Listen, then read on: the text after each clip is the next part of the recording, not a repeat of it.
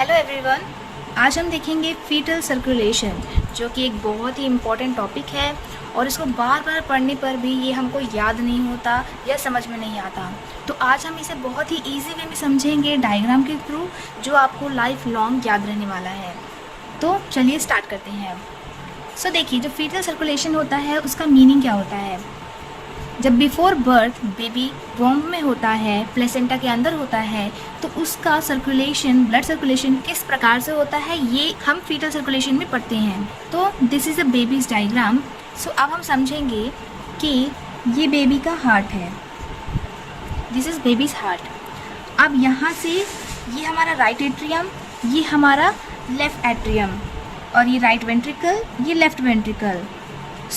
इससे जैसे कि आपको पता है हार्ट के स्ट्रक्चर में इसे नीचे की ओर आयोटा डिसेंड होती है।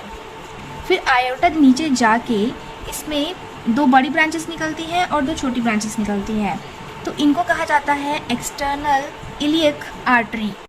और फिर ये जो दो छोटी छोटी आपको दिख रही है, ये है इंटरनल इलियक आर्टरी। फिर क्या होता है कि जो इंटरनल इलियक आर्टरी है, यहाँ पे हमारे फीटस का अम्बिलिकस है। फिर ये जो इंटरनल इलियक आर्टरी है, इसी के थ्रू ये जाके कनेक्ट होती है अम्बिलिकस से।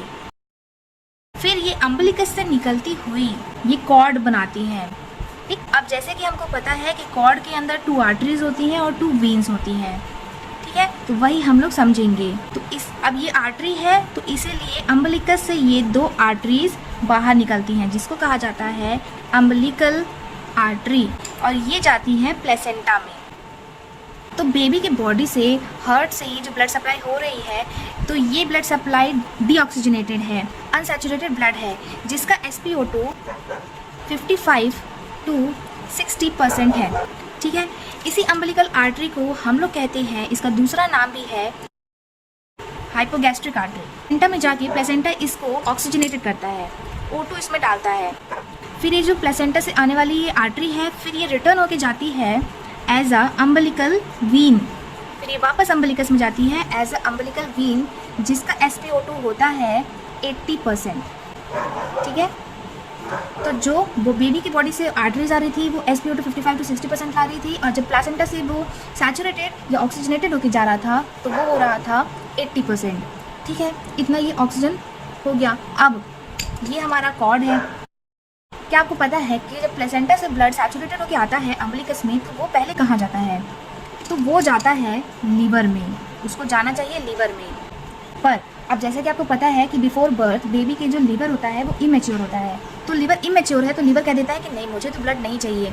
तो इसीलिए लीवर में ब्लड ना जाके ये कहाँ, एक और जो वीन आ रही होती है, जिसको हम लोग कहते हैं इन्फीरियर वेना कावा, जिसमें कि 60% अनसैचुरेटेड ब्लड होता है। अनसैचुरेटेड मतलब डीऑक्सीजनेटेड ब्लड होता है। तो जो IVC नीचे की तरफ से ब्लड लेके ऊपर आ रही है, तो फिर ये क्या कर देता है, यहाँ पे एक बाईपास फॉर्म हो जाता है, जो कि इस अम्बिलिकल वीन में आ रहे ब्लड को लीवर के थ्रू होते हुए इंफीरियर वेना कावा में भेज देता है। तो जो ये कनेक्शन हुआ इन दोनों के बीच में, इस कनेक्शन का नाम होता है डक्टस वीनसिस। ठीक है, डक्टस वीनसिस इसका नाम होता है, जो कि किसके बीच में होता है? लीवर और इंफीरियर वेना कावा के बीच में। फिर क्या होगा, जो इंफीरियर वेना कावा ब्लड है, अम्बिलिकल वीन से ब्लड आने के बाद ये लीवर से होते हुए ये इंफीरियर वेना कावा में ट्रैवल होगा। इंफीरियर वेना कावा उसे क्या करेगा कि ये ब्लड फिर जाएगा हमारे हार्ट के राइट एट्रियम में। ठीक, राइट एट्रियम में ये ब्लड लेके जाएगा। ये हमारा ब्लड 80% सैचुरेटेड था, अब ये हमारे लीवर से होते हुए 80% यहाँ से जा रहा है और 60% यहाँ से आ रहा है। तो 60% और 80%, तो ये दोनों मिक्स होकर ब्लड यहाँ पे 70% सैचुरेटेड हो जाएगा। ठीक, और फिर यहाँ पे राइट एट्रियम में ऊपर की दूसरी ब्रांचेस से भी ब्लड आ रहे हैं, तो यहाँ पे और ब्लड का मिक्सअप हो जाएगा और फिर ये और अनसैचुरेटेड हो जाएगा। फिर क्या होगा कि इस ब्लड को राइट एट्रियम से जाना चाहिए राइट वेंट्रिकल में, लेकिन ऐसा नहीं होता। तो इसके लिए ऐसा क्यों नहीं होता? ये ब्लड यहाँ पे बीच में, इनके बीच में सेप्टम होता है। जैसे कि आप यहाँ समझिए, देखिए ये हार्ट है बेबी का, तो इनके बीच में यहाँ पे एक होल होता है, जिससे कि ब्लड इधर से आके इधर आ जाता है। राइट एट्रियम से लेफ्ट एट्रियम में ब्लड आ जाता है। ठीक, जबकि उसे जाना चाहिए राइट वेंट्रिकल में जाना चाहिए, लेकिन उसे ऐसा नहीं होके वो राइट एट्रियम में जाता है। फिर क्या होता है, इस जो ओपनिंग है, इस होल को दूसरा नाम होता है फोरामन ओवेल, इसका नाम होता है फोरामेन ओवेल। तो ये जो नए नए आपको नाम दिख रहे हैं ना, ये बहुत इंपॉर्टेंट नेम है और ये सिर्फ बेबी के बर्थ से पहले ही उनके ब्लड सर्कुलेशन में होता है। सो अभी आप और जानेंगे। फोरामेन ओवेल हो गया। अब 70% यहाँ पे ब्लड था, ठीक है, वो राइट एट्रियम में आया। राइट एट्रियम में अगर राइट वेंट्रिकल में जाता, फिर ये राइट वेंट्रिकल से जाके और पूरा घूम के फिर पुलमोनरी आर्टरी के थ्रू लंग्स में जाता, लंग्स से प्यूरीफाई होकर फिर इधर आता। अब लंग्स भी हमारा बेबी का इमेच्योर है, वर्किंग कंडीशन में नहीं है, तो फिर ये और इम्प्योर हो जाता। अब ब्रेन को क्या चाहिए? ऑक्सीजन चाहिए। अब जब इतना अनसैचुरेटेड ब्लड होगा तो ब्रेन को ऑक्सीजन नहीं मिल पाएगा, तो इसीलिए बेबीज़ की बॉडी में ये होल होता है फोरामेन ओवेल, ताकि ब्रेन को प्रॉपर फंक्शनिंग के लिए ऑक्सीजन मिल पाए। तो ब्लड लेफ्ट एट्रियम से आके आयोटा में डिसेंड होगा और फिर यहाँ से चला जाएगा ब्रेन में और यहीं से हार्ट को भी सप्लाई करेगा। कैरोटिड आर्टरी के थ्रू ब्रेन ब्लड जाएगा और कोरोनरी आर्टरी के थ्रू हार्ट में जाएगा, ठीक है। तो इस प्रकार से ये प्रोसेस चलती है। अब जो राइट एट्रियम से ब्लड लेफ्ट एट्रियम में जा रहा था वो 1/3 ब्लड जा रहा था, ठीक, इसके थ्रू 1/3 ब्लड जा रहा था। तो अब बचा 2/3 ब्लड जो राइट एट्रियम में बचा है, तो वो जाएगा इधर राइट वेंट्रिकल में जाएगा। राइट वेंट्रिकल में जाने के बाद ये नीचे पुलमोनरी आर्टरी से होते हुए ये जाएगा लंग्स में। फिर लंग्स, अब जैसे बेबी का लंग्स कोलैप्स होता है, वो वर्किंग कंडीशन में नहीं होता, इमेच्योर होता है, तो लंग्स कह देगा नहीं भैया मेरे को तो नहीं चाहिए, मैं इतना ब्लड लेके क्या करूँगा, तो लंग्स मना कर देता है। तो अब जो ये ब्लड है वो कहाँ जाएगा? तो वो ब्लड को यूज़ करने के लिए वो क्या करता है, इधर भी एक पाथवे बना लेता है, ठीक। ये हमारा पुलमोनरी आर्टरी थी ऐसे लंबी, फिर यहाँ पे भी एक पाथवे बना लेता है और इस पाथवे का नाम है डक्टस आर्टरियोसिस, ठीक है। तो ये हमको एक और नाम पता चल गया, डक्टस आर्टरियोसिस, जो कनेक्टेड होता है पुलमोनरी आर्टरी से आयोटा के बीच में, मतलब दो आर्टरीज के बीच में जो कनेक्शन है उसको कहते हैं डक्टस आर्टरियोसिस। फोरामेन ओवेल किसके बीच में होता है? 2 एट्रियम के बीच में। डक्टस वीनस किसके बीच में होता है? 2 वीन्स के बीच में, एक अम्बिलिकल वीन और एक inferior vena cava via liver. तो ये था फीटल सर्कुलेशन। एक बार हम इसे दोबारा रिपीट कर देते हैं। हाँ, तो ये हमारा बेबी था, बेबी का ये हार्ट है, हार्ट से जो आयोटा डिसेंड होती है, आयोटा से ब्लड सप्लाई होता है और आयोटा नीचे जाके 2 ब्रांचेस में कन्वर्ट हो जाता है। एक होता है इंटरनल इलियक आर्टरी, एक एक्सटर्नल इलियक आर्टरी। जो इंटरनल इलियक आर्टरी है वो अम्बिलिकस में जाके अम्बिलिकल आर्टरी का फॉर्मेशन करके प्लेसेंटा में जाता है। ये कैरी करता है इम्प्योर ब्लड, अनसैचुरेटेड ब्लड, जिसका SpO2 होता है 55 to 60%। अम्बिलिकल आर्टरी को ही हाइपोगैस्ट्रिक आर्टरी कहते हैं। फिर ये प्लेसेंटा में जाके प्लेसेंटा ओ से ऑक्सीजनेटेड ब्लड में कन्वर्ट करके फिर अम्बिलिकल वीन के थ्रू वापस बेबी की बॉडी में जाता है वाया अम्बिलिकस। सो जो वापस सैचुरेटेड प्योर ब्लड जाता है ये प्योर ब्लड होता है। इधर अम्बिलिकल वीन प्योर ब्लड को कैरी करके वापस अम्बिलिकस में भेजता है। अम्बिलिकस से इस ब्लड को जाना चाहिए लिवर में, लेकिन लिवर इमेच्योर है, तो लिवर से होते हुए ये एक पाथवे बना लेता है इंफीरियर वेना कावा से, जो नीचे की तरफ से ब्लड को कैरी करके ऊपर आ रही थी। इन दोनों के बीच में इस पाथवे को नाम होता है डक्टस वीनसस।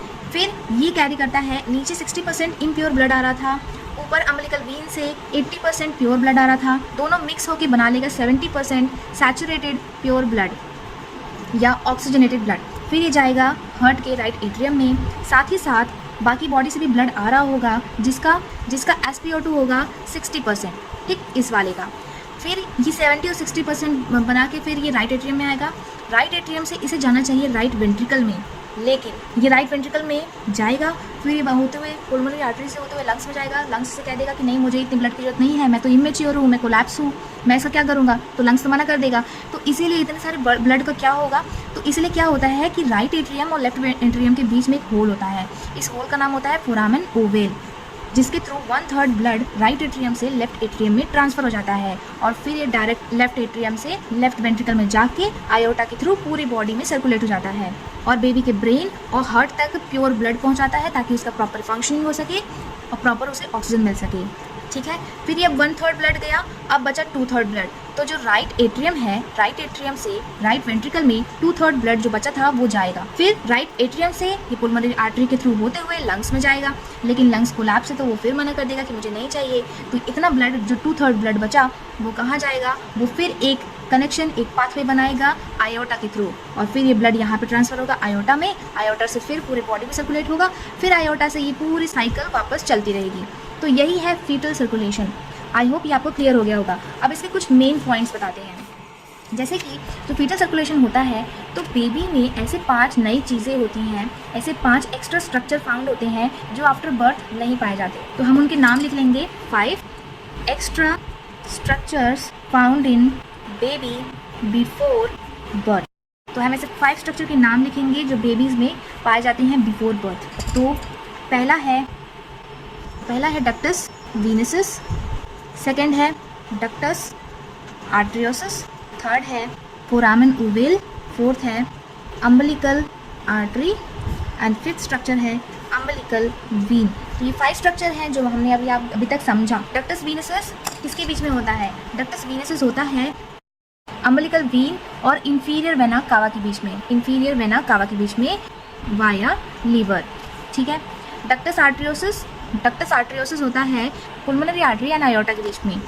तो पुल्मोनरी आर्टरी और आयोटा के बीच से डक्टस आर्टरियोसस होता है वाया लंग्स।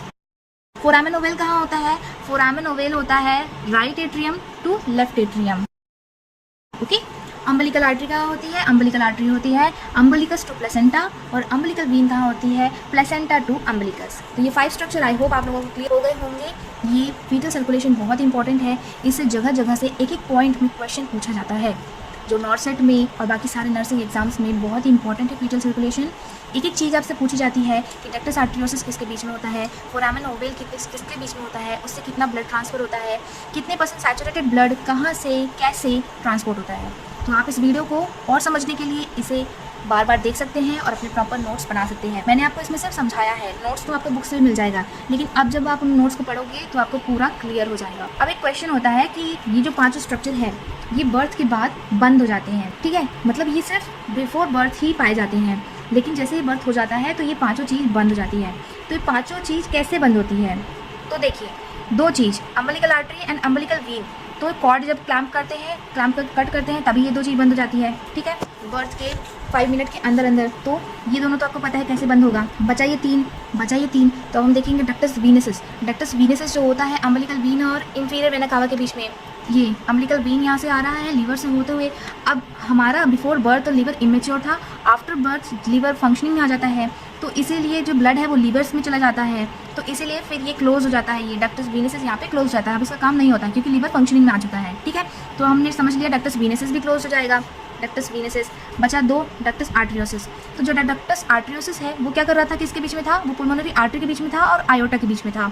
तो पुल्मोनरी आर्टरी कहाँ ले जाती है? पुल्मोनरी आर्टरी ले जाती है लंग्स में। अब जब आफ्टर बर्थ बेबी खुद से ब्रीथिंग करने लगेगा, वो जो लंग्स है वो वर्किंग कंडीशन में हो जाएगा, फंक्शनिंग में हो जाएगा। वो लंग्स, ये जो ब्लड है ये डाइवर्ट हो जाएगा लंग्स के थ्रू, और लंग्स में जाके ये प्योरीफाई होके फिर आएगा लेफ्ट एट्रियम में। तो अब जब ब्लड यहाँ से जाने लगा तो फिर इसका कोई वर्क नहीं रहा, तो ये भी यहाँ से बंद हो जाएगा डक्टस आर्टरियोसस। तो डक्टस आर्टरियोसस बंद हो गया। अब बचा ये फोरामेन ओवेल जो कि 2 एट्रियम के बीच में था। ठीक है, तो अब हम इसका देखेंगे कि ये कैसे बंद होगा। ये बंद होगा, ये हमारा स्ट्रक्चर है हार्ट का। ठीक है, ये हमारा स्ट्रक्चर है हार्ट का। ऐसे ही होता है कि राइट एट्रियम है और ये लेफ्ट एट्रियम है। तो जब बिफोर बर्थ होता है ना, तो बिफोर बर्थ जब ब्लड यहाँ से आ रहा होता है तो क्या होता है कि इस राइट एट्रियम में बहुत ज़्यादा प्रेशर होता है ब्लड का। इतने प्रेशर के कारण ये जो वॉल्स होती हैं ये इस प्रकार से होती हैं हार्ट में, ठीक इस प्रकार से होती है। तो ये जो वॉल्स होती हैं तो ब्लड यहाँ पे प्रेशर क्या करता है, प्रेशर ऐसे जाता है और प्रेशर के कारण इस वॉल के थ्रू ये लेफ्ट एट्रियम में जाता है। क्यों प्रेशर होता है? क्योंकि ब्लड यहाँ से लंग्स में नहीं जा पा रहा है, तो इसीलिए यहाँ पे प्रेशर बढ़ जाता है। फिर आफ्टर बर्थ लंग्स फंक्शनिंग में आ जाता है, तो इसका आधा से ज़्यादा ब्लड तो लंग्स के थ्रू ट्रैवल हो जाता है, तो इसका प्रेशर कम हो जाता है, डिक्रीज़ हो जाता है। डिक्रीज़ होने के कारण फिर जब ब्लड लंग्स से होते हुए प्योरीफाई हो के जब यहाँ पे लेफ्ट एट्रियम में आता है तो फिर लेफ्ट एट्रियम का प्रेशर यहाँ पे बढ़ने लगता है, इसके अंदर ज़्यादा ब्लड कलेक्ट होने लगता है।